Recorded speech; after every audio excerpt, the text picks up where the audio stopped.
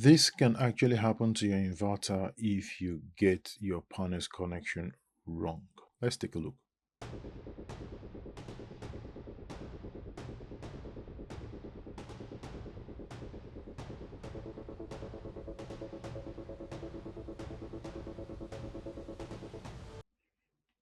Right, welcome to Video 2.6. This is the series where we reviewed the 3 kilowatt solar generator that was done by an installer. We are just checking to make sure that everything is okay and where the client, if they go through, if they experience any problem, where they are likely going to see it. Yeah, and from this design, we have so far found out that the inverter size that the installer used for the load is adequate, is correct. And we have also found out that though the installer in his video did not give the total number of panels that he used, but we were able to calculate and estimate that the required number of panels for this load is going to be 6 panels, half cell monocrystalline panels, yeah, of 530 watts each. So now we've already estimated that the total number of panels we need for the load is 6 in numbers, and it's going to be 530 watts. Yeah, and remember, you're going to be using a 24 volt panel. Yeah, because the system voltage is 24. Yeah, but one thing is that theoretically it's 24 volts, but at times it comes in the range of 40 to 42 volts. Yeah, so it is still okay. You can still use it for a 24 volts system if it is a 40 volts or a 42 volts panel. You can still use it, but there are some checks that you need to put in place to ensure that you do not fry your inverter. Maximum input voltage into the inverter is exceeded, you run the risk of damaging your inverter. So we're going to be doing those checks. That is why we have this video where it shows us exactly how we are to connect our panels so we do not fry our inverter. Yeah. So disclaimer, pause and go through. A quick introduction of myself, pause and go through. Let's just jump right into it. Now, from our calculation, we found out that we're going to be needing 6 panels, right?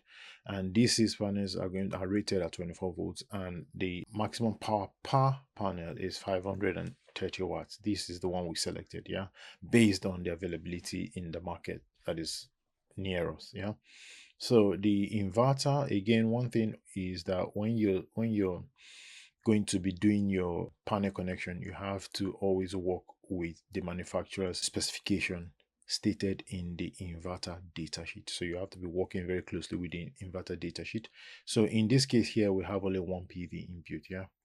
So we're going to be connecting all our panels now, I would say in series, yeah, because there's no need for it to be connected in parallel. It's going to be connected in series, and because the total voltage when you connect it in series is going to be 144.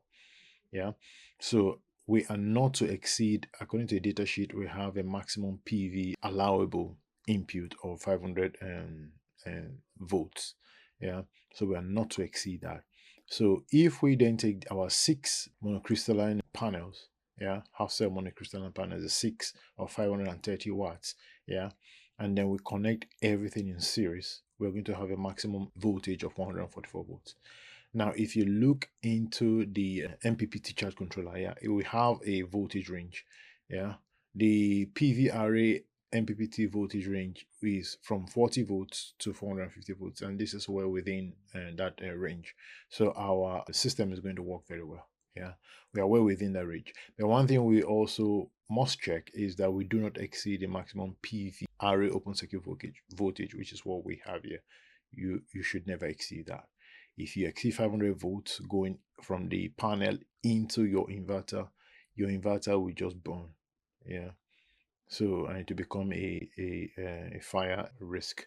So it happens because there are times where you see some installers, they just because they've not done all these calculations, all these checks, they just load panels onto an inverter that is not actually rated to take that much voltage. They exceed the voltage, and then you just see the inverters catching fire in some cases. Yeah. So our 6 24 volts panel, we are going to connect everything in series. Now, what does that look like? It looks like this. So you have, these are your panels, your 6 panels, connect everything in series. So when you're connecting in series, normally it's just positive to negative, positive, negative, positive, negative. That's your connection. And then take one positive line out, another negative line out. And then these checks, yeah, shows that if we connect them in series like this, it's going to be okay for our connection. Now, the total power, yeah, that we are going to generate from this, since this is 530 watts, the total power that we're going to generate from it will be 3,180 watts coming from these solar panels into our inverter and then onto our battery. Yeah, so this is the connection you do, and that brings us to the end of this video. Just the way I like it, nice, short, sharp, and loaded.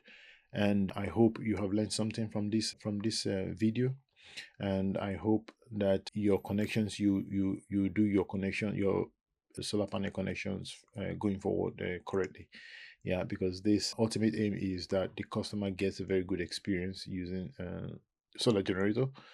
Yeah, so they can recommend it to their friends, to their families, yeah, to their loved ones, and then those people will get as much people onto using solar as much as possible.